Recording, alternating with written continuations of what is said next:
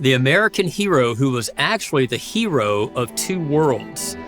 His real name was Marie-Joseph Yves Paul Roche Gilbert de Motier de Lafayette. You know who he is, the Marquis de Lafayette, who was born into royalty in France.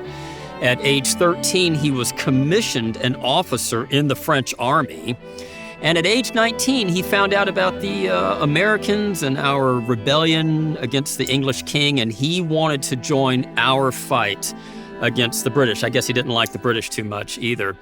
And so he asked the French king for permission to go to America, and the French king said, no, you can't go. So, he was only 19 years old and headstrong, so he bought a ship and then sailed across the Atlantic. He got the crew and everything, and he sailed himself across the Atlantic, landed in America, and presented himself to George Washington at age 19.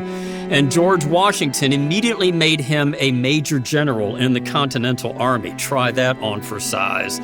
He excelled as an aide to George Washington, and he even shed his own blood in battle for America at the Battle of Brandywine, later at the battles of Monmouth and at the Battle of Rhode Island.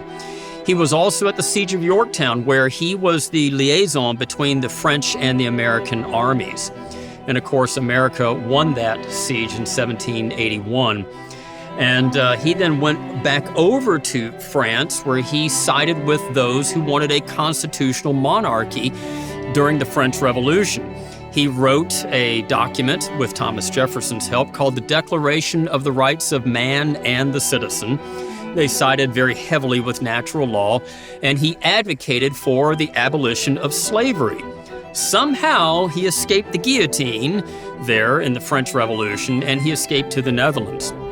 Later, he came back to America in 1824 as a guest of President James Monroe, and he toured all 24 states in 1824 as a great celebrity, and there he was hailed as the hero of two worlds.